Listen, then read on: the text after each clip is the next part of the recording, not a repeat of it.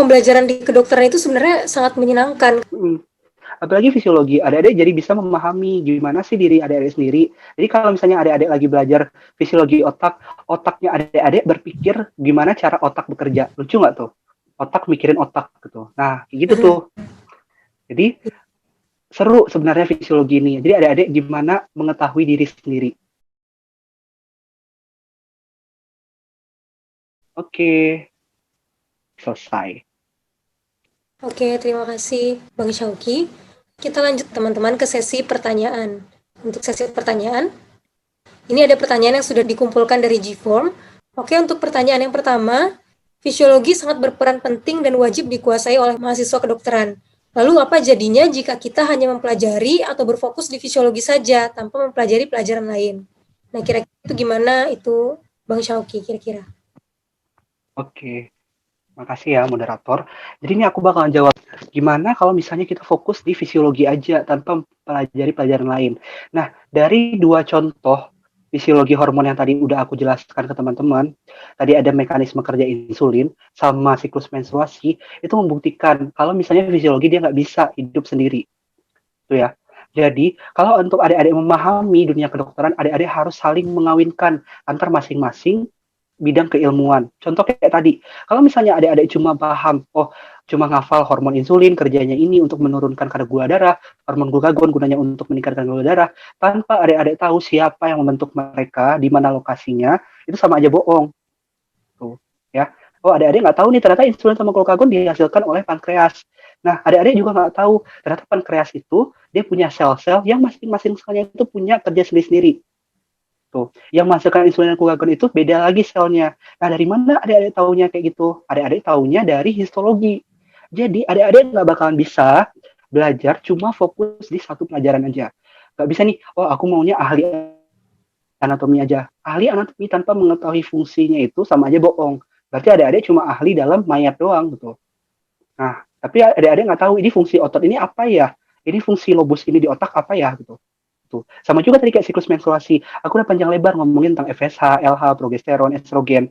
Nah, adik-adik nggak tahu nih yang mana yang corpus luteum, yang mana yang folikel yang matang, tuh.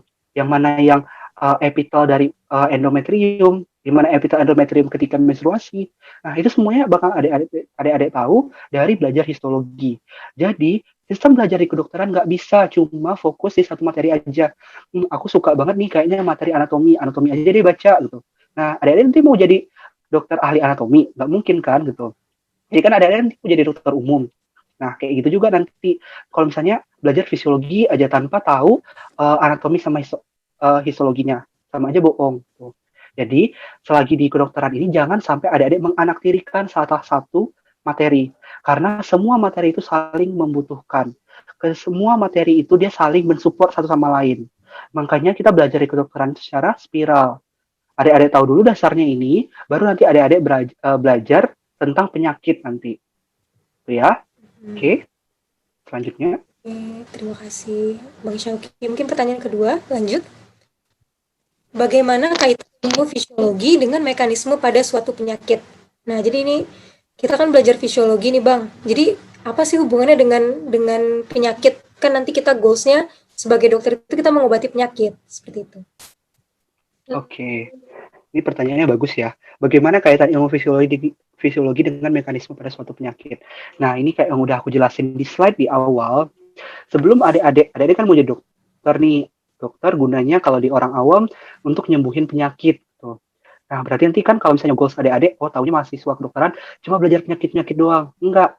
Kalau misalnya adik-adik nggak tahu sistem normal kita, gimana nanti adik-adik mau memahami penyakit? Jadi, di awal ini, di tahun 1, adik-adik dipaparkan materi-materi normal. Gimana fungsi tubuh yang normal, gimana sistem tubuh yang normal. Sebelum nantinya di tahun-tahun selanjutnya, adik-adik belajar tentang kelainan. Jadi setelah adik-adik memahami fungsi tubuh yang normal, barulah nanti adik-adik memahami fungsi tubuh yang menyimpang. Itu yang tadi aku bilang yang pato tadi. Jadi, fisiologi ini kaitannya sangat erat nanti dengan yang namanya patofisiologi. Nah, patofisiologi itu merupakan dasar dari semua penyakit. Jadi sebelum adik-adik memahami apa itu patofisiologi, pahami dulu yang normalnya kayak gimana. Itu ya. Mungkin cukup. Oke. Jadi dia ini merupakan ilmu dasar gitu ya, Bang, ya. Jadi harus Ya, benar. kita Ini ilmu dasar. pelajari dan juga untuk menjadi bekal kita untuk memahami penyakit itu sendiri. Benar. Mungkin kita lanjut ke pertanyaan ketiga, itu bagaimana cara kita dapat mengingat fisiologi tubuh dengan mudah? Itu Oke. Ini pertanyaannya. pertanyaannya juga bagus ya. Pertanyaannya gimana cara kita mengingat fisiologi tubuh dengan mudah? Nah, gini, fisiologi kalau aku ya ngafalnya adik-adik, aku kalau waktu belajar di kedokteran aku nggak ngafal fisiologi. Jadi kalau misalnya adik-adik mau ngafal fisiologi, kayak aku bilang tadi, kitab sucinya fisiologi itu Guyton itu ya, ini sekitar 3.000 halaman, 2.000 sampai 3.000 halaman. Nggak mungkin kan adik-adik hafal gitu, sedangkan kapasitas otak adik-adik terbatas gitu. Nah, jadi ketika kalian membaca fisiologi, kalian ibaratkanlah langsung ke tubuh kalian. Ini enaknya belajar kedokteran. Kalau kayak kemarin, kayak dibilang Kak Lintang, belajar kedokteran ini enak karena apa yang kalian pelajari itu bisa dibawa pulang. Nah, kayak gitu juga nanti waktu adik-adik belajar fisiologi. Ketika adik-adik misalnya belajar tentang fisiologi pencernaan, oke, fisiologi pencernaan mulai dari mulut sampai nanti dia gimana BAB, adik-adik ibaratkanlah, adik-adik bayangkanlah ke dalam tubuh adik-adik. Jadi waktu saya ngunyah makanan, nanti keluarlah zat ini yang gunanya untuk menghaluskan makanannya dia. Terus nanti makanan turun ke bawah. Nah, nanti ketika makanan turun ke bawah terjadi gerakan peristaltik pada si kerongkongan kita. Apa gunanya? Supaya makanan bisa turun sampai nanti ke lambung. Nah, nanti di lambung, makanan tadi dia bakal stay beberapa jam. Gunanya untuk dicerna. Nah, nanti ada tuh enzim-enzimnya. Jadi adik-adik bayangkan di tubuh adik-adik, jangan dihafal. Ingat ya, sekali lagi aku bilang, jangan dihafal. Jadi adik-adik bayangkan dalam tubuh adik-adik. Terus, kalau untuk mudahnya, buatlah mind map. Ya, buat kayak alur berpikirnya. Jadi buat kayak tabel-tabel. Jadi buat kayak kotak-kotak. Contoh nih, kayak tadi aku bilang, uh, ketika kita belajar tentang hormon insulin, jadi waktu gula darah itu tinggi, insulin bakalan keluar. Insulin bakalan keluar respon dari si pankreas. Nah, insulin keluar, dia bakalan nabung gula darahnya tadi ke otot sama ke hati. Tuh.